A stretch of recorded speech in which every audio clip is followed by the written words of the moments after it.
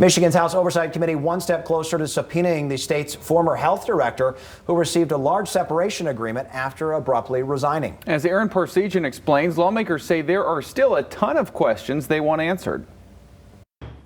Legislators back in Lansing after spring break Thursday. The House Oversight Committee picking things back up by taking the first step in granting themselves power to get former State Health Director Robert Gordon to testify. We will now take up House Resolution 60, which grants this committee the power to issue subpoenas. Gordon's departure has been under scrutiny since it was uncovered that he signed a $155,000 separation agreement, which required Gordon and Governor Gretchen Whitmer's administration to maintain confidentiality about what led to him leaving. The confidentiality clause was eventually waived, but Gordon nor Whitmer have provided any additional details, other than the governor saying there was no impropriety in Gordon's work. House Oversight Chair Steve Johnson has asked Gordon to testify several times and is now formally seeking subpoena power. For the public health director during a public health pandemic to resign in a very strange way, where was he fired, was it voluntary, no one really knew.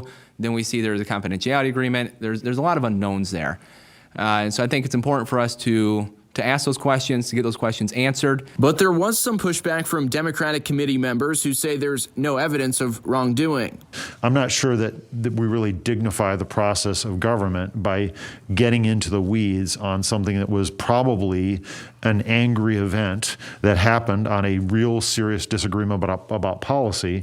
And I have no reason to think it was about anything that would cause us alarm. State Representative David LeGrand abstained from the final vote, which came down 6-2 on party lines. The resolution now moves to a full House vote. House Resolution 60 is reported. For Fox 17 News, I'm Aaron Parsegian.